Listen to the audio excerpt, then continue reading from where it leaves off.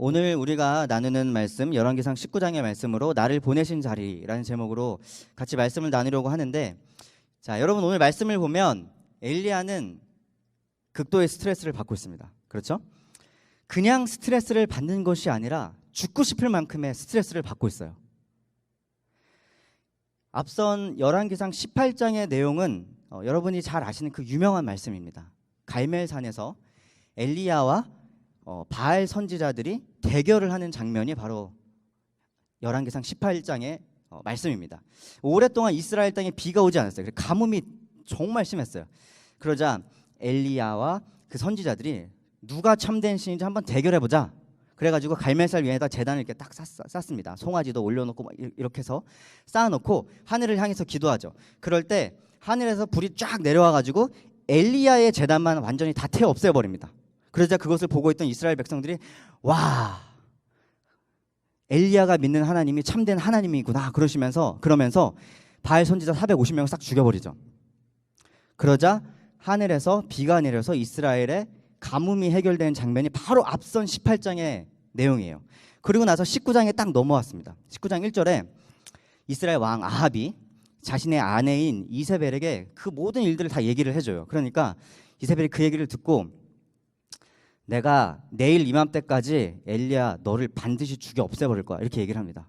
그러니까 엘리야가 너무 큰 두려움에 빠져가지고 그 자리에서 도망을 치는 장면이 바로 오늘 말씀의 배경이 되는 장면이에요. 18장에서 그렇게 큰 승리를 얻었는데 갑자기 두려움에 빠져서 도망가고 있어요. 이러한 모습들이 우리 삶에도 나타나곤 합니다.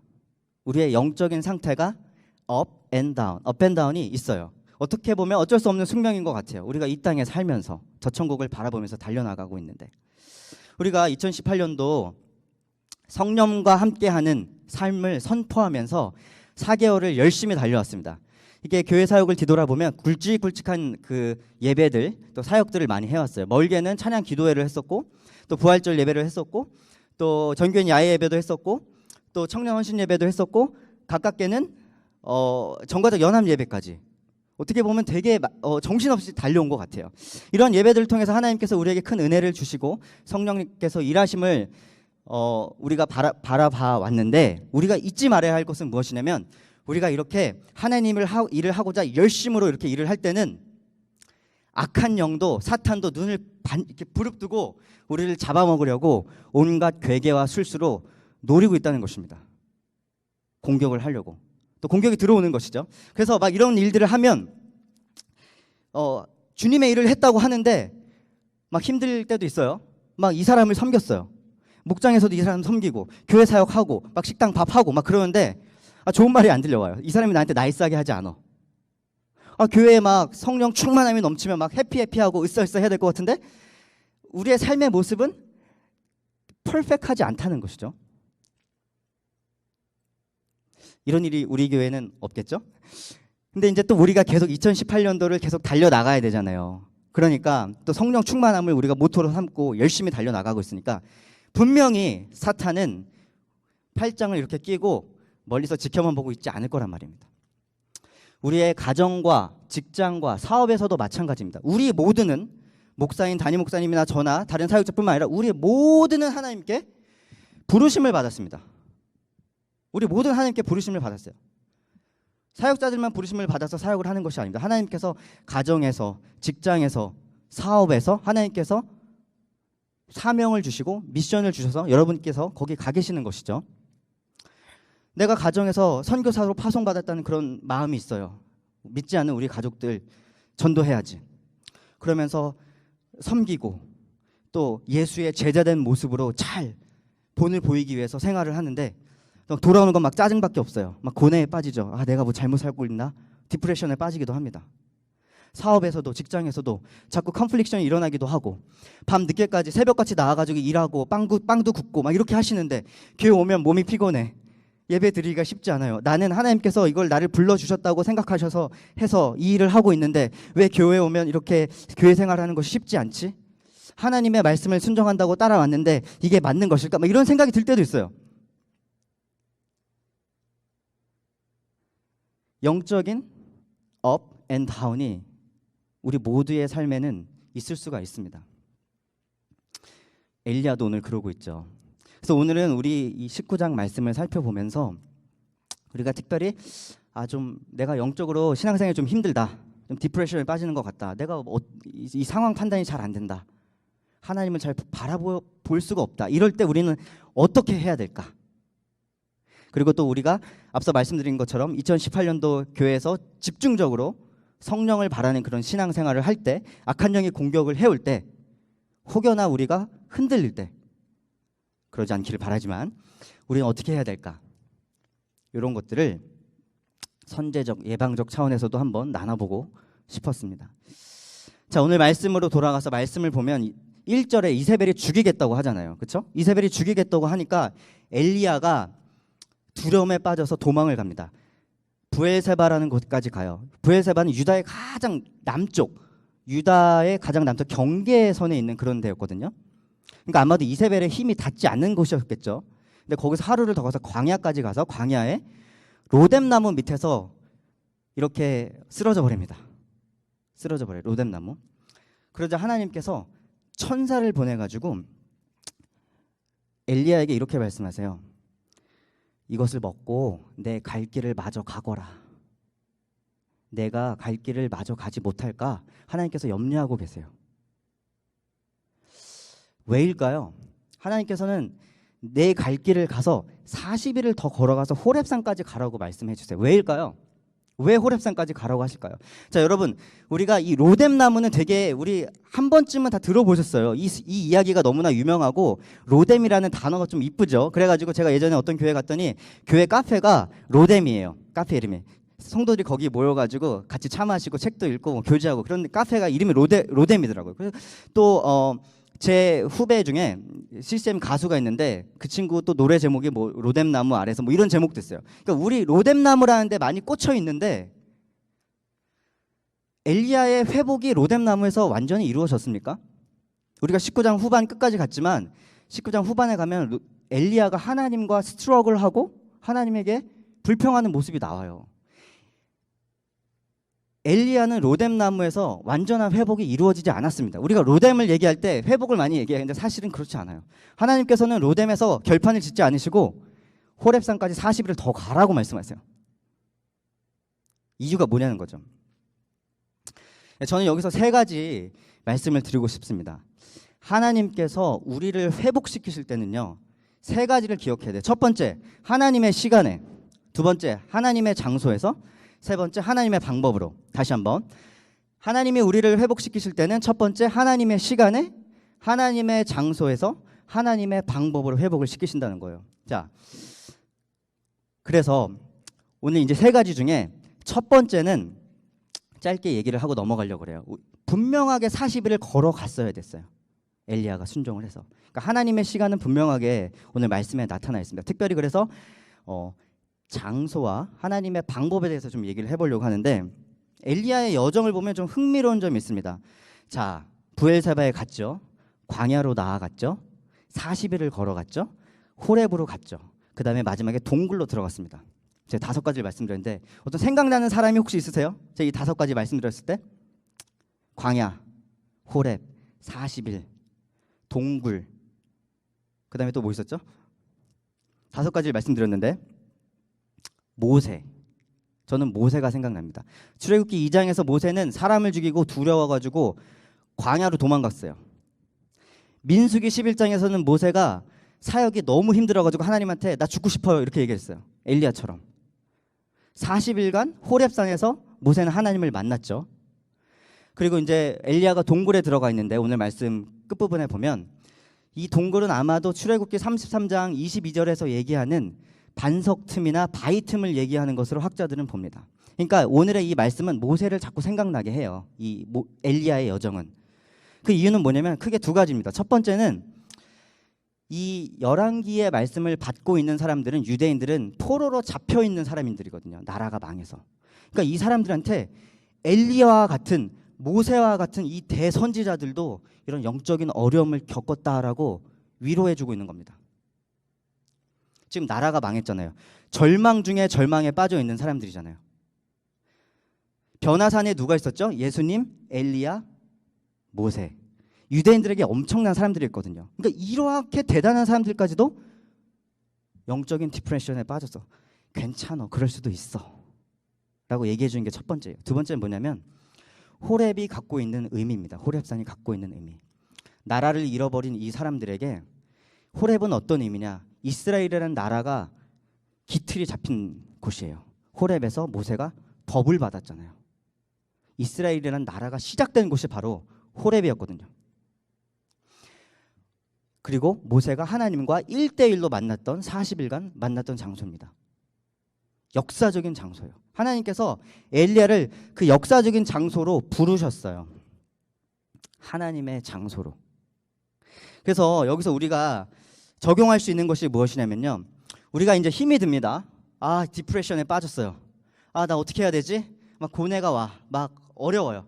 그럴 때 우리가 어떻게 해야 되냐면 내가 하나님을 경험하고 만났던 그 역사적인 장소로 돌아갈 수 있어야 돼요.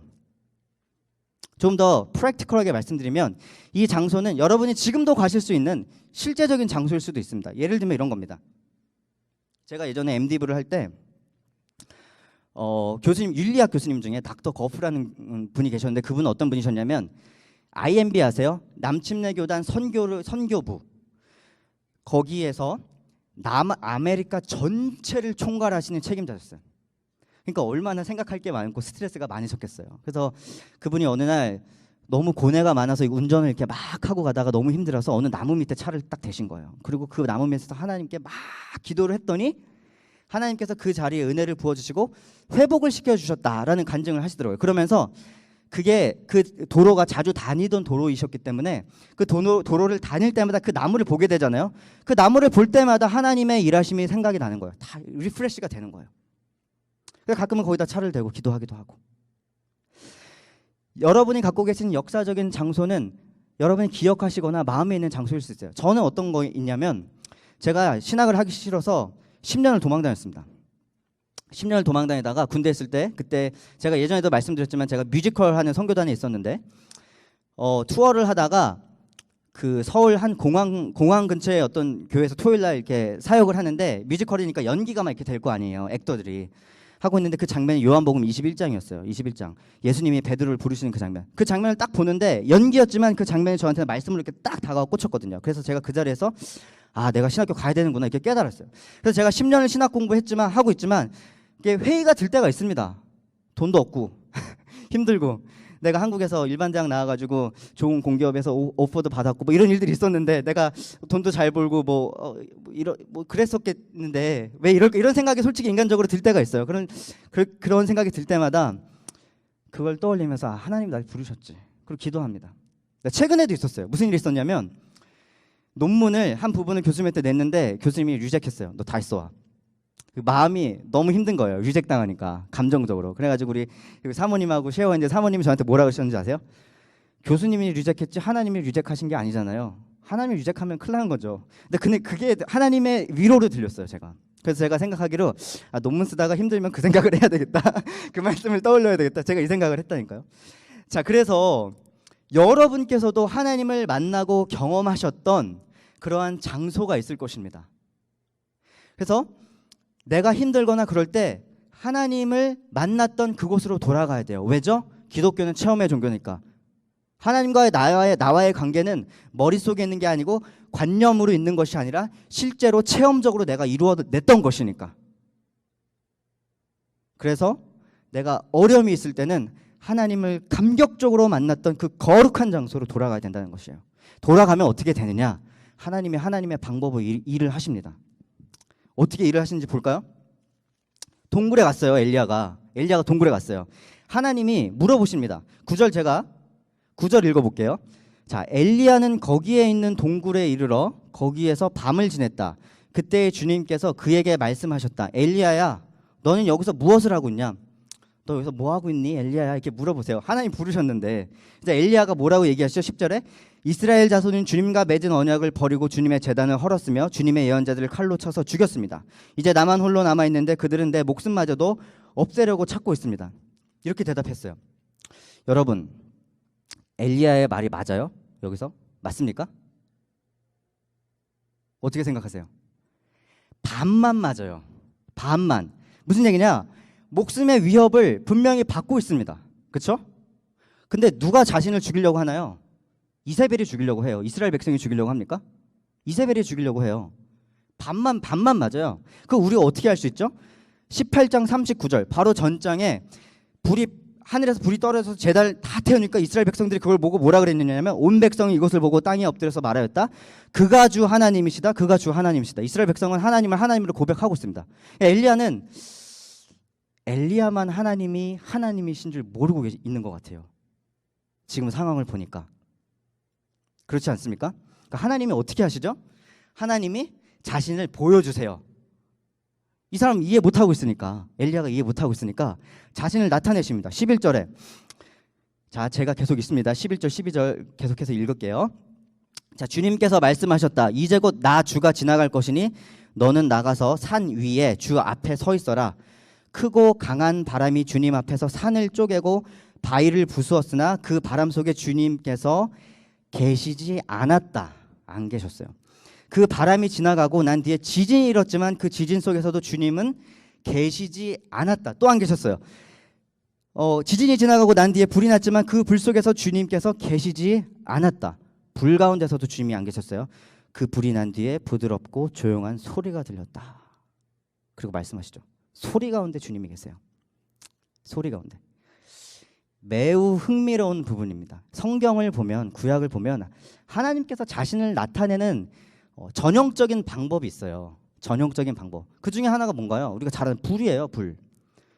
출애굽기 3장에 타지 않는 떨기나무 아시죠? 그 다음에 이스라엘 백성들이 행진할 때 불기둥과 구름기둥. 그렇죠? 불이란 말이에요. 근데 지금 여기에서의 말씀은 하나님께서 자신을 나타내는 전형적인 방법으로 자신을 나타내지 않으시고 소리로 계신대요. 왜일까요? 왜 그럴까요?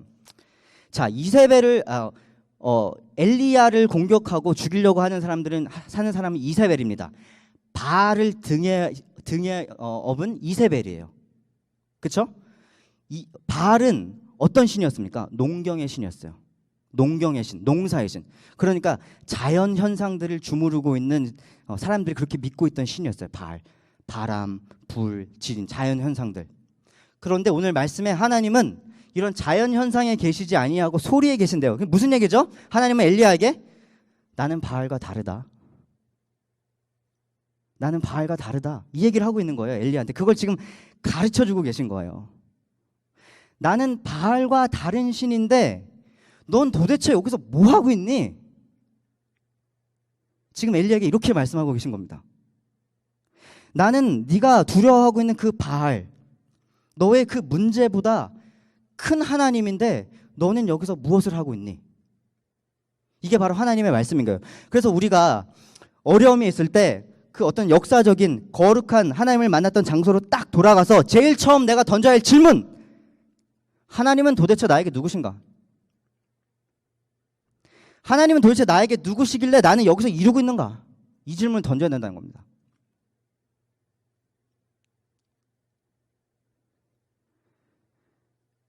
이렇게 하나님께서 나타내 주셨어요. 나타내 주시고 하나님께서 다시 물어보세요. 13절에 하나님께서 똑같이 물어보십니다. 엘리야야, 너는 여기서 무엇을 하고 있느냐? 똑같이 물어보세요. 엘리야가 어떻게 대답합니까? 하나님께서 자신을 나타내 주신 이후에도 14절 후반부에 보면 이렇게 얘기합니다. 그러나 이스라엘 자손은 주님과 맺은 언약을 버리고 주님의 제단을 헐었으며 주님의 예언자들을 칼로 쳐 죽였습니다. 이제 나만 홀로 남아 있는데 그들은 내 목숨마저도 없애려고 찾고 있습니다. 엘리야가 변했나요? 똑같이 대답합니다. 하나님이 자신이 누군지 가르쳐 줬는데 똑같이 대답해요. 성경이 참 좋은 게 이런 것 같아요. 우리의 삶을 적나라하게 보여줍니다. 이럴 수가 있거든요. 영적으로 다운이 많이 돼 있으면 그 문제에서 스스로 이렇게 빠져나오기가 쉽지가 않아요. 하나님이 보이지 않아요. 이 사람은 지금 죽고 싶다고 얘기하는 사람인데, 엘리야는, 그렇죠? 엄청난 깊은 절망 가운데 있는 것입니다. 하지만 우리가 또 알 수 있는 것은 엘리야는 그래도 하나님과 계속 붙어 있어요. 하나님의 말씀을 들으려고 하고 있고. 자, 엘리야가 이런 반응을 보였을 때 하나님께서는 이 사람을 포기하지 않으시죠. 그래서 다른 방법, 그 넥스트 레벨로 하나님께서 옮겨가십니다. 15절에 이렇게 말씀하세요. 주님께서 그에게 말씀하셨다. 너는 돌이켜 광야 길로 해서 다마스쿠스로 가거라. 그래서 이제 가가지고 하사엘과 예후와 엘리사를 찾아서 기름을 부어라 이렇게 명령을 해주시는 거잖아요. 우리가 이 말씀을 언뜻 보면 좀 이상해요. 왜냐하면 하나님께서 너는 나를 누구라고 하느냐, 그리고 엘리야는 막 불평을 했어요. 근데 갑자기 하나님이 딴 얘기예요. 너는 돌이켜 내려가라, 산에서 내려가라 이렇게 얘기하세요. 그래서 우리가 이 말씀이 새로운 얘기가 시작이 되나? 이렇게 생각하실 수도 있겠지만 사실은 그런 것이 아닙니다. 이 14절과 15절은 이어져 있어요. 원문 성경을 보면 이어져 있어요. 자, 그래서 제대로 읽으면 이런 것입니다. 14절 후반부에 그들은 내 목숨마저도 없애려고 찾고 있습니다. 그러자 주님께서 그에게 말씀하셨다. 너는 돌이켜 광야길로 해서 산에서 내려가라. 무슨 얘기냐? 하나님께서 이 사람을 회복시키는 방법이 무엇이냐면 이 사람에게 새로운 미션을 주셨어요. 새로운 소명을 주셨어요. 새롭게 불러주셔서 파송해 주셨어요. 파송해 주셨어요. 이것이 바로 엘리야가 회복이 되는 순간이라는 것입니다. 어떻게? 하나님께서 새로운 미션을 주셨을 때 엘리야는 자신의 문제에서 빠져나와서 하나님의 계획을 볼 수가 있었어요. 자, 18장에서의 엘리야의 승리는 전쟁에서 이긴 것이 아니었어요. 전투에서 이긴 것이었어요. 엘리야가 그 모든 상황을 책임질 필요가 없었습니다. 그것을 어떻게 할 수 있나요? 엘리야라는 사람은 17장에 처음으로 소개되는데 엘리야라는 사람의 이름의 뜻은 뭐냐면 My God is 야훼 이런 뜻이에요. 내 하나님은 여호와시다 이런 뜻이에요. 그 다음에 엘리야를 쫓고 있는 이세벨의 이름의 뜻은 뭐냐면 Where is my prince? prince는 여기서 바알입니다. 그러니까 엘리야와 이세벨 17장에서 19장에서의 큰 주제는 뭐냐면 하나님과 바알의 대치예요. 대치. 그런데 이제 19장 마지막 부분에 하나님께서 말씀하시죠. 너는 내려가서 엘리사를 찾아서 기름을 부어라. 엘리사라는 이름의 뜻은 뭐죠? My God saves. 하나님께서 구원하신다. 하나님께서 새로운 사명을 딱 주셨을 때 엘리야가 그 이름을 들으면서 깨달은 거죠. 아, 내가 이것을 다 할 필요가 없구나. 하나님의 계획은 지금도 계속되고 있는 것이구나. 문제를 바라보고 두려움에 휩싸여 있던 엘리야가 눈을 들어서 하나님의 비전을 바라보게 되는 것입니다. 그래서 하나님께서는 주의 종들에게 주의 종들을 회복시키실 때는, 주의 자녀들을 회복시키실 때는 하나님께서 하늘의 비전을 주세요. 미션을 주세요. 소명을 주세요. 새롭게 불러주세요. 그리고 파송하여 주세요. 가라. 우리가 하나님의 계획을 바라보면 이 세상이 아무리 어렵고 나를 공격하려고 하는 것 같아도 하나님을 붙잡고 우리가 나아갈 수 있잖아요. 그렇지 않습니까? 아멘이시죠? 놀랍게도 예수님도 이러한 사역을 하셨습니다. 놀라운 유사성이 예수님의 사역에 있어요. 제가 말씀드릴게요. 예수님께서 호숫가로 가서 제자들을 부르셨어요. 제자를 삼아 주셨어요. 그렇죠? 제자를 삼은 이후에 제자들에게 물어보셨습니다. 너희는 나를 누구라 하느냐? 제자들은 대답할 수가 없었습니다. 오직 베드로만 주는 그리스도시요 살아계신 하나님의 아들이시니다 라고 대답을 했습니다. 제자들은 왜 대답 못했죠? 제자들은 예수님께서 이 땅에 오셔서 메시아로 오셔서 로마의 압제로부터 자신들을 구원해줄 정치적이고 어떤 군사적인 리더로서 세워지기를 바랬어요. 그러니까 하나님의 비전, 하나님의 계획을 바라보지 못했어요. 엘리야처럼. 그리고 시간이 흘러서 예수님께서 예루살렘에 입성하시죠. 사람들은 종려나무 가지를 흔들면서 예수님의 이름을 외치고 메시아라고 외치고 승리를 외쳤습니다. 갈멜산에서 엘리야가 승리함을 쟁취했던 것처럼 이 사람들도 승리감에 도취되어 있었어요. 하지만 예수님께서는 십자가에서 돌아가셨죠. 그러자 사람들은 두려움에 빠져서 다 도망가 버렸습니다. 두려움에 빠졌던 엘리야처럼 다 도망가 버렸어요. 제자들도 다 도망가셨어요. 베드로도 다 배신하고 도망갔어요. 두려움에 빠져서. 그래서 어떻게 했나요? 옛 생활로 돌아가서 호숫가에서 고기를 잡고 있었어요. 그렇죠? 그런데 예수님께서 부활을 하시고 베드로를 찾아가십니다. 어디로 찾아가시죠? 베드로를 처음으로 불렀던 그 역사적인 장소. 베드로가 예수님을 만났던 그 장소로 예수님은 다시 베드로를 만나러 가세요. 그리고 물어보십니다. 사랑하는 베드로야, 너는 나를 사랑하느냐? 베드로가 주님이 아십니다. 이렇게 얘기하죠. 그럴 때 예수님께서 뭐라고 말씀하시나요? 거기서 어떤 일이 일어났나요? 다시 사명을 주셨어요. 다시 부르셨어요. 다시 미션을 주셨어요. 다시 파송하여 주셨어요. 내 양을 치라. 내 양을 먹이라. 내 양을 치라. 베드로의 위대한 사역이 시작되는 순간입니다. 오늘 말씀을 마치려고 하는데요. 우리가 살면서 업앤다운이 있습니다. 이 세상의 삶은 그렇습니다. 우리가 퍼펙트하지 않기 때문에. 그럴 때 우리는 무엇을 해야 되느냐? 우리는 우리가 하나님을 경험했던, 하나님을 체험했던 거룩하고 나만의 역사적인 장소로 돌아가야 된다는 것입니다. 그 자리에 돌아가서 내가 제일 처음으로 해야 될 것, 나에게 도대체 하나님은 누구이신가? 나에게 도대체 하나님은 누구이시길래? 문제보다 크다고 말씀하시는 하나님이신데 나는 여기서 무엇을 하고 있는가? 내 스스로에게 질문을 던져야 된다는 것이죠. 내 스스로에게 그런 질문을 던졌을 때 어쩌면 대답 못할지도 몰라요. 내가 너무 힘들어서. 하나님, 대답이 나오지 않습니다. 입이 막힙니다. 그래도 하나님 이름 부르면서 계속 붙잡고 있는 거죠. 하나님 어떻게 하시나요? 사랑하는 주의 자녀들에게 하나님의 비전을 보여주실 것입니다. 새로운 사명을 주시고 이름을 다시 불러주실 것이에요. 엘리야야, 여기서 무엇하고 있니? 베드로야, 너는 나를 사랑하니? 이름을 불러주셨던 것처럼 우리의 이름을 불러주시고 새롭게 우리를 써주실 것이라고 약속해 주실 것입니다. 그러할 때 우리는 나의 문제에 갇혀있던 나의 모습들, 우리는 그곳에서 눈을 돌려서 하나님의 거룩하고 거대한 비전, 하나님의 계획에 참여하게 되는 것이죠. 그것을 바라보면서 우리는 다시 새 힘을 얻어서 다시 살아갈 수 있는 힘을 얻게 되는 것입니다. 이러한 역사가 여러분의 삶에 넘쳐나시기를 소망하십니까?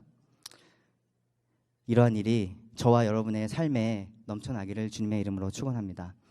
말씀을 마치면서 제가 도전하며 여쭤보겠습니다. 여러분이 돌아가셔야 할 거룩하고 역사적인 장소는 어디에 있습니까?